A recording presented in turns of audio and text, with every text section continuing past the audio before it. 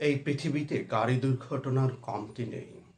প্রতিদিনই ছোট বড় গাড়ি দুর্ঘটনার সংবাদ শোনা যায়। তাই বলে গাড়ি দুর্ঘটনার আশঙ্কায় মানুষের জীবনযাত্রা থমকে যায়? প্রতিদিন মানুষ গাড়ি দুর্ঘটনার আশঙ্কাকে উপেক্ষা করে জীবন ও জীবিকার তাগিদে ছুটে বেড়ায়। ভূগর্ভস্থ খনি থেকে খনিজ সম্পদ উত্তোলন করা এত সহজ নয়। ওই খনিজ সম্পদ উত্তোলন করতে গিয়ে প্রতিদিন কত মানুষ জীবন হারায়।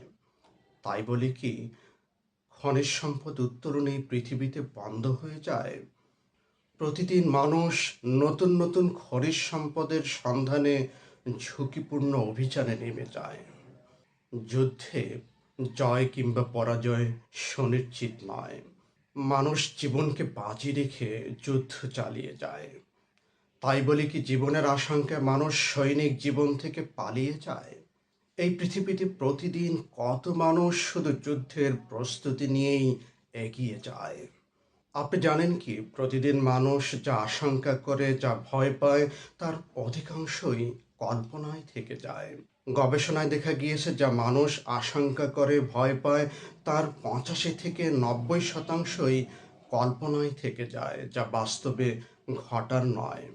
বাকি 10 থেকে 15% আশঙ্কা যা বাস্তবে প্রতিফলিত হয়, তা মানুষ খুব দ্রুতই সামাল দিয়ে যায়।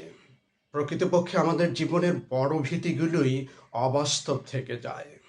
আপনি যদি আশঙ্কাকে, ভীতিকে আপনার মস্তিষ্কের সিংহাসনে বসিয়ে থাকেন, তাহলে সে শুধু আপনাকে শাসন করেই যাবে।